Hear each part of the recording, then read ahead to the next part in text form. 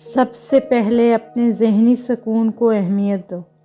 خود کو دور رکھو فضول کے پریشر، ناپسندیدہ اور وقتی تعلقات سے۔ اپنا کام کرو اور کسی کا کھلونا مت بنو۔ اگر آپ کسی سے یہ توقع رکھتے ہیں کہ وہ آپ کے ساتھ اچھا رہے گا کیونکہ آپ اس کے ساتھ اچھے ہیں، تو یہ بالکل اسی طرح کی توقع ہے کہ شیر آپ کو نہیں کھائے گا کیونکہ آپ بھی شیر کو نہیں کھاتے۔ زندگی میں اتنے مصروف ہو جائیں کہ پچھتاوا، دکھ، نفرت، ڈر کے لیے وقت نہ بچے۔ یاد رکھیں، زندگی میں خالی شخص ہی سب سے زیادہ دکھی رہتا ہے۔ زندگی کبھی بھی آسان نہیں ہوگی۔ تمہیں خود کو مضبوط بنانا ہوگا۔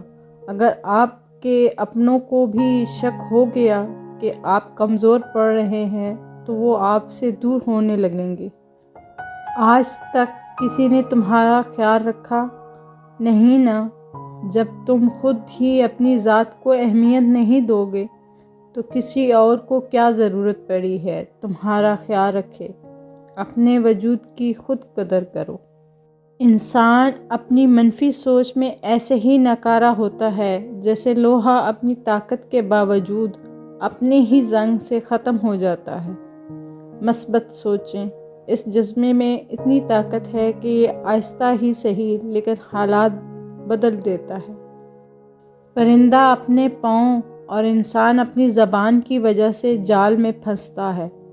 گفتگو میں نرمی اختیار کرو کیونکہ لہجے کا اثر الفاظ سے زیادہ ہوتا ہے۔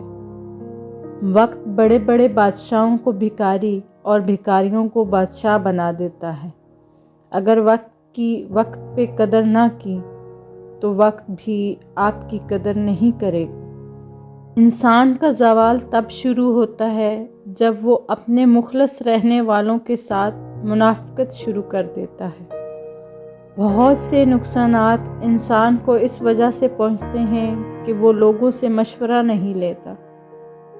جو درد تم محسوس کرتے ہو وہ پیغامات ہیں، تم انہیں غور سے سنو۔ خواہشات اپنی مرضی سے اٹھایا ہوا بوجھ ہیں۔ اگر اپنی پرواز بلند رکھنی ہے تو اپنا بوجھ ہلکا رکھیں۔